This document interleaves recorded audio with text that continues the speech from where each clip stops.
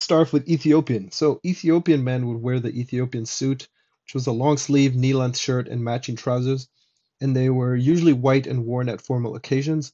Women would also wear white, wearing an ankle-length dress that was relatively simple with some stripes and embroidery.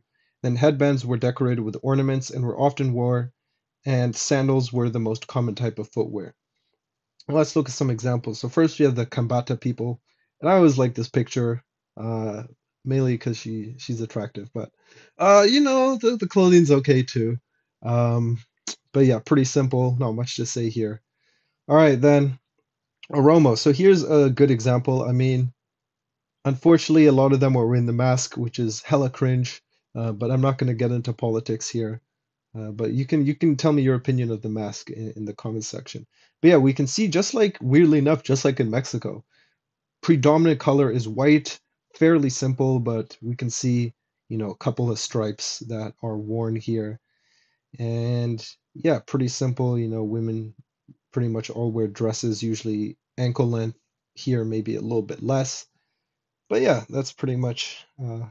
And keep in mind the Oromo are also like the largest ethnic group in Ethiopia. All right, the Afar. So this is quite cool. So this woman is also still wearing white, but we can see a lot of these ones are wearing blue. We can also see a lot of them are wearing these gold necklaces, which look very cool. Um, the gold headbands we see that they're wearing, and yeah, looks looks pretty interesting, but also relatively simple as well. They're the Tigray people. So these people mainly live in like northern Ethiopia and then Eritrea as well. And so, not sure if this lady's a Muslim or not, but if she was, wouldn't surprise me, and hence explains kind of the, you know, little wraparound scarf. All right, then we have the Amhara, who are the not the most populated or not the most populous group in Ethiopia, but they're the ones who've held the most power for the longest time. And their language, Amharic, is also the most common. So we can see again, relatively simple, just a white dress, but with this nice embroidery, especially going down the middle. I also have to say, like these people are all like smiling, like it's very nice. They're very happy people despite, the poverty and all that exists in the region. So that's pretty cool.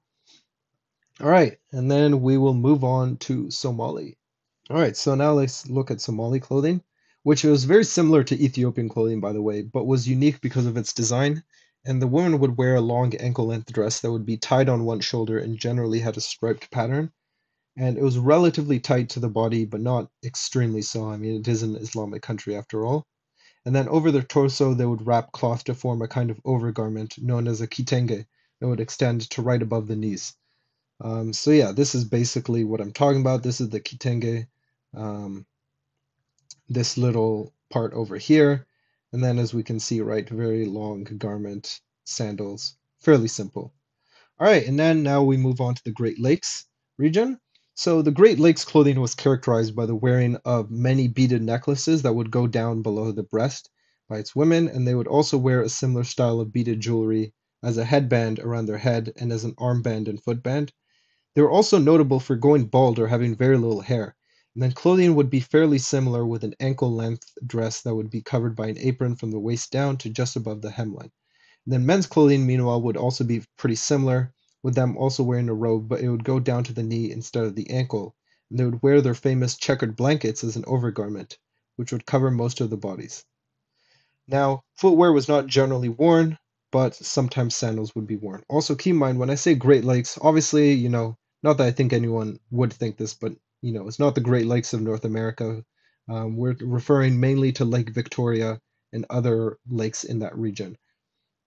All right, so here's an example. Here are the Rendille people. And yeah, we see the headband that's made out of kind of a lot of beads and jewelry. We have a whole bunch of necklaces here, like a crazy amount. Fairly simple clothing, again, mainly red being worn. The arbor, same deal.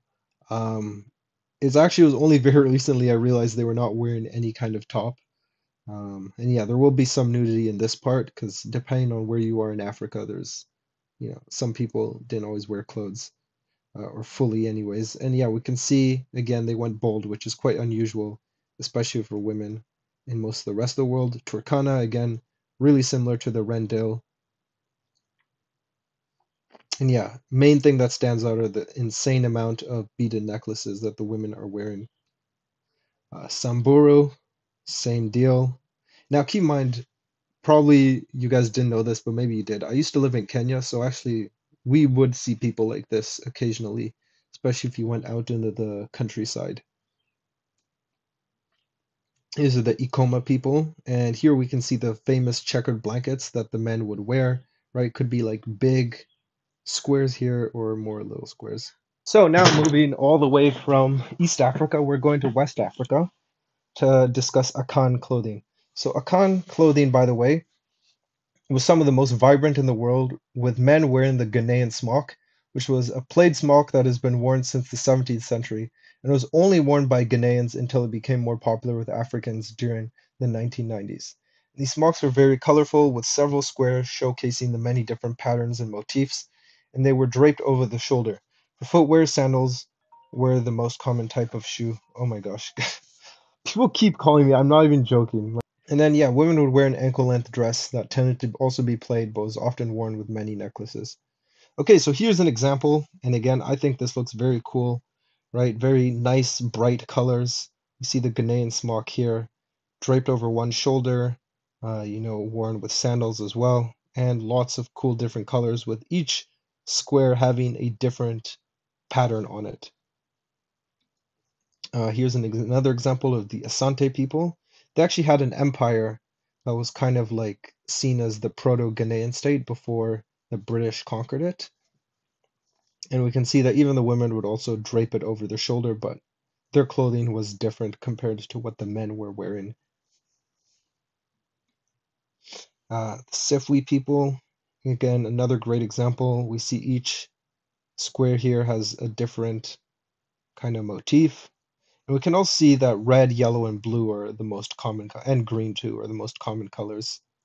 The Nzema. I always thought this picture looked very cool. She has a lot of nice gold necklaces and a couple of bracelets too. And yeah, so then that's it for the Akan people. So now let's look at the Hausa people. So in case you don't know, the Hausa, they live in northern Nigeria. And their clothing was a unique blend of West African and North African styles. So one unique aspect was the alasho, which was a long turban that was worn around the head and neck, which is similar to the Tuareg litham, but also left some of the lower neck free. And then the main clothing was the bubu, which sounds funny, but it's basically a flowing wide-sleeved robe that was decorated with embroidery and was worn on special occasions. And yes, it was worn with a turban, a pair of trousers that would start sort of wide at the top and then narrow at the bottom. And then underneath this would be worn a variety of shoes. Some of them would be open-toed and others would not. So here's an example. Now this, of all the pictures I've seen in my entire slideshow, I think this might be the coolest looking group of people ever. Not necessarily like their clothes look the best or whatever, although they do look cool. But it's just like when when you and the homies show up, when the gang reunites, right? This is exactly the picture I imagine in my head, right? So looks very cool. I love the vibes of this, and we can see right there Alasho or specifically Hausa kind of turban that covers not just the top of their head, but also sort of the bottom as well. This guy has a tight, this guy has a loose, this guy sort of has it in the middle. So it comes in a variety of forms, but yeah, pretty much we can see there's a lot of variety. Each one has very different pattern and combination of colors, but we can see the similarity there. So Hausa looks pretty cool. Yes, so now we move on to northern Nigerian clothing, which was known for being quite colorful. Men would generally wear an ankle or knee-length robe, which was usually red or blue and had some kind of stripe pattern.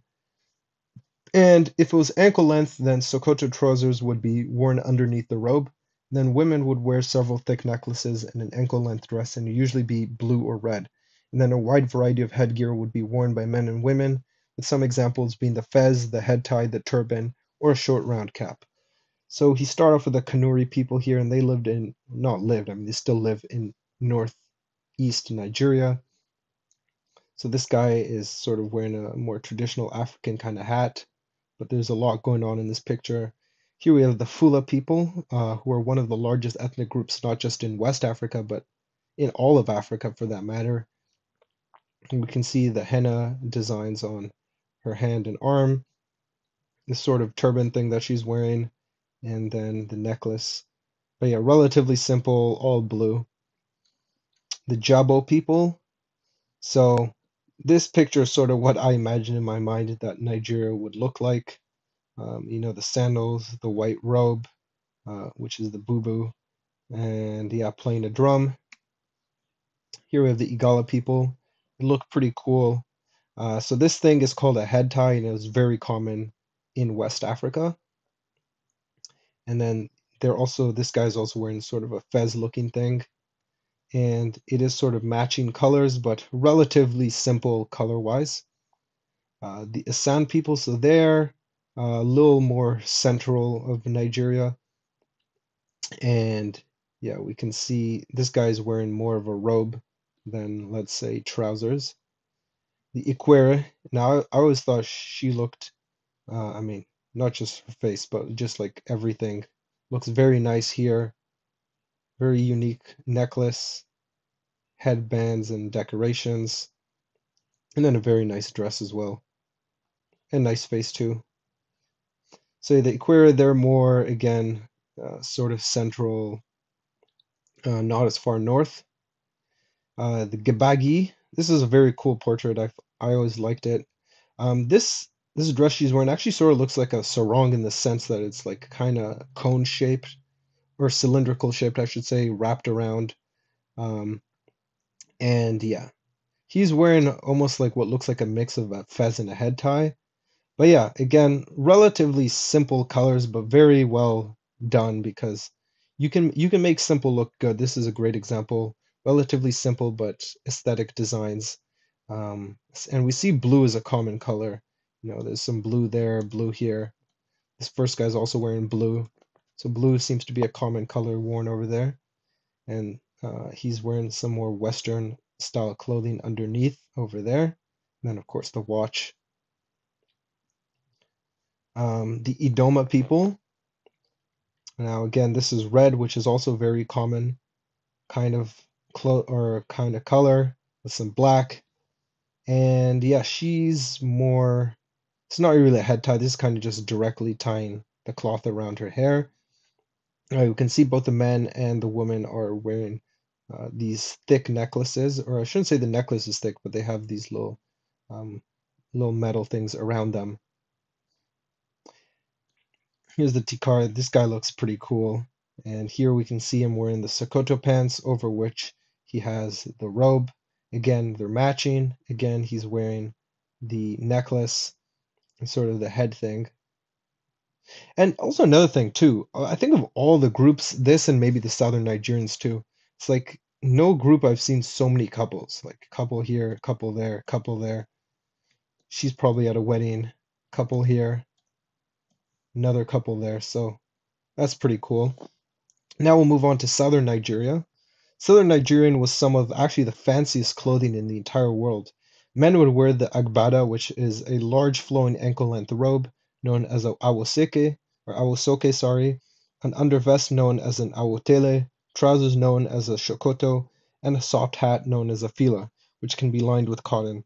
However, what made Southern Nigerian clothing most recognizable was the gele, which was a head tie worn by women for special occasions that is round and that fans out at the top. Then beneath this, it would wear a relatively tight wrap-around ankle-length dress, which would be embroidered with a lot of white lace. So let's look at some examples. Okay, so this is what I'm talking about when I say the gele. You'll see this for all the pictures, right? It's this head tie that is round and is super unique. You don't see this anywhere else in the world. Again, once again, we see the same kind of necklaces being worn here. Um, and yeah, looks pretty cool. Not super fancy or complicated per se, but very nice white lace embroidery going on here. Here is another example. So we see the gele being worn on the head, the the relatively tight dress that is being worn here with very cool, you know, wide open sleeves. And then the man over here is wearing the fila hat, right, which sort of bends over on one side. And he has the Sokoto trousers and then the overall vest being worn on top of it. Isoko, right, same thing. Um, he has a different kind of hat, but still kind of the same. And again, we also see another thing I notice is they're both wearing necklaces, but generally the men's necklace is a lot longer than the woman's, which usually tends to be much more around the neck. And again, we see the embroidery. Also, again, another thing is they all are matching in terms of the style. So these match, these match, these match. These guys don't really match per se, but you sort of get my point. This is another example of people matching. Now, this is probably the nicest gele I've seen. Very well decorated, very symmetrical. And here we see again the white lacing and embroidery all over, especially at the bottom here. And then the man, we see he's not really wearing trousers this time. He's just wearing the robe and then the shirt on top of it. I should also mention a little bit about these people, sorry, about where they're actually from. The Yoruba are some of the most dominant people in Nigeria, and they're more kind of south central. The Igbo, they are more southeastern Nigeria. The Ijaw. Now, I thought this was probably the fanciest I've seen, perhaps anywhere in Africa. So not only do they have the extremely fancy gele head tie, but then they also have very fancy dresses underneath as well. And again, pretty much matches. Also, the other thing too, other than this picture, of course, every single one of these are wedding pictures, right? Wedding, wedding, wedding, wedding, wedding. And so I guess these people really know how to dress up for a wedding, and also probably a lot of them are just getting married. So very cool. This is definitely one of my favorite styles anywhere in the world. All right, North Central Africa. I don't really have anything to say, so let's just delve straight into it. Oh yeah, I remember why. Yeah, this is because these are these are the people who I didn't write a script because there's nothing to write because well, I think you can see they didn't wear any clothes except for some weird reason necklaces and these bracelets and whatever these things on the foot would be called, the foot version of a bracelet. But yeah, North Central African clothing was known for just being non-existent. And it is kind of the first area I've covered where people went completely naked because even the, West Papuans, at least they wore like the penis gourd, so they had something covering, but yeah, straight up nothing. Now, some people would, like to think, oh, all Africans were like this before colonization. It's not true. I mean, we just looked at Nigeria, which is like the complete opposite. Um, and so, yeah, by North Central Africa, I mainly mean places like Northern DRC, Central African Republic, that area. But this is by no means the norm across the entire continent. All right, here's another example, the Nuer people, and Newer. Yeah, and they lived in, well, still do live in Sudan. And again, we see he's wearing nothing except this armband thing. All right, so now we'll move on from North Central Africa to West Central African. And so it's actually some of the most fascinating in the entire world because men would wear these grass skirts that went below the knees, but it wasn't over there because they would also wear grass shirts, trousers, gloves, and shoes.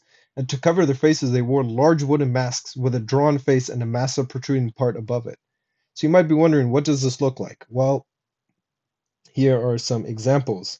We have the Congo people, and I think unless you're really stupid, you should probably figure out, what part of Africa the Congo people lived in.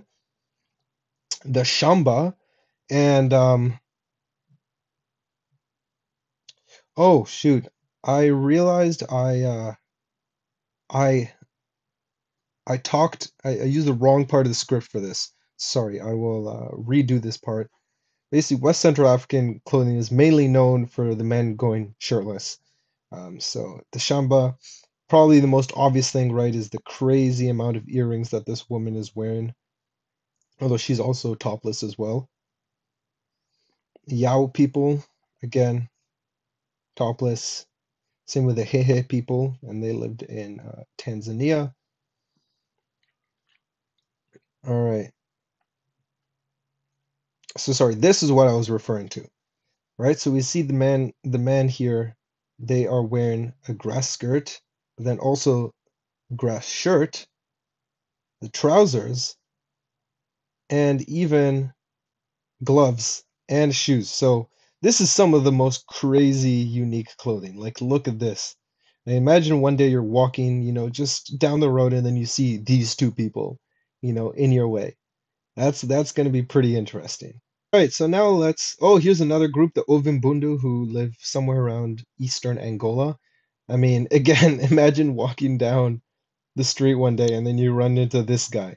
I think this guy definitely was more religious, but seriously, right? Everything he's wearing is some kind of grass or similar clothing fabric.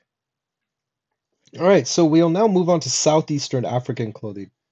So, Southeastern African clothing did not consist of much, mostly just being a little loincloth-like skirt that didn't extend very far down the thigh and occasionally something wrapped around the leg. And then men and women would both go topless. So, what are some examples of this? The Kuria people. So, I believe they're either in Kenya or Tanzania. Yeah, it's pretty interesting because I mean, he has these huge elephant tusks, a lot of feathers being worn here. Here's another example, the Shona people, who are the main group in Zimbabwe, actually. And so, yeah, we can see kind of this raggedy looking style where he has, yeah, he has like these kind of animal skins on him and all that. The most well-known, and perhaps maybe even the most well-known group in perhaps all of Africa, except maybe well, Sub-Saharan Africa, except maybe the Somalis, the Zulu people, of course. Um, but yeah, we can see they didn't really wear that much. So these are, other than this guy, these are all women. And yeah, we can see they're all topless and they're wearing, I mean, they are wearing this little skirt here, but that's about it. Um, and some necklaces. And yeah, that's really all. And yes, that is it for Africa. So we have now completed Africa, and we only have now the Afro-Caribbean people, and then we're done with the people of African descent. And then we will get to, oh, actually, sorry, there is one other area I forgot. We haven't covered Madagascar yet. So Afro-Caribbean clothing was obviously inspired by European and specifically Southwestern European clothing, although of course has an Afro and Caribbean flair to it.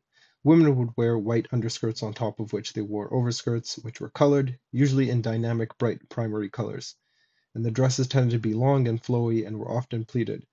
Now, several kinds of headgear would be worn, but the most common was a square or rectangular piece of cloth that was folded to display various amount of peaks. Meanwhile, men would usually just wear trousers and a white shirt, sometimes covered with a vest, and if hats were worn, it was usually a straw hat for both genders. So here is an example, and yeah, just general Afro-Caribbean look. Very nice. We can see, the different pleats that we see here, the white underskirt and then the colored overskirt. Afro St. Lucian, right? That's obviously St. Lucia, where they wore this. Again, we see the underskirt and the more African designed overskirt that we have over here. Afro Guyanese, again, same structure, fairly simple, and that's Guyana, of course. Afro Cuban, and right now this is much more Spanish inspired. If you guys remember all the way back at the start of the presentation, we're looking at Spanish clothing, right? It's kind of known for these little pleats at the bottom of the dress. But still has that Caribbean look to it, especially with this head tie that all three women are wearing. And one of my favorites, actually, this one might be one of my favorite pictures in the entire slideshow, the Afro-Panamanian woman, which obviously is Panama, right? And again, you can definitely see the very clear Spanish influence here in terms of the style. And so that's it. Now we're going to go to the Malagasy people. And the reason why is because the Malagasy is quite different. Also, keep in mind, this is the final clothing style I am looking at in this presentation. So I'm so glad we made it to the end, and thank you, of course, Julius and Sir Welch, for having made it this far. And then we'll just look at other random examples and then it will be over. But yeah, let's look at some Malagasy clothing, which was usually consisting of a large piece of fabric that was worn around the entire body, usually going from the shoulders to the knees, although it could be a little shorter, sometimes going from up under the armpits to the calves. And then it looked like a blanket and was often striped, but didn't have to be, and was worn by both men and women. For men, straw hats were the most common headgear, while for women it was a veil or other type of cloth. And although sandals were sometimes worn, it wasn't that common. Malagasy people were also well known for the lamba, which is a garment that is wrapped around the waist, just like the sarong. Because actually, if you didn't know, Malagasy people originally descend from Southeast Asians of all people. So let's look at an example. So here are the Sihanaka people. Another example, the Bara. So we can see um, the the robe that starts right under the armpits and goes down to the feet there. And again, all of them are wearing something striped. The Antemoro, again, sort of like that, but looks more just like your traditional kind of dress. The Tanala, same deal going on over here. The Vezo people, you can see this was taken during the time of French rule. It says coiffure de femme Vezo. So it's looking more at their hairstyle, but yeah, for the purposes of this, we're looking more at the clothes.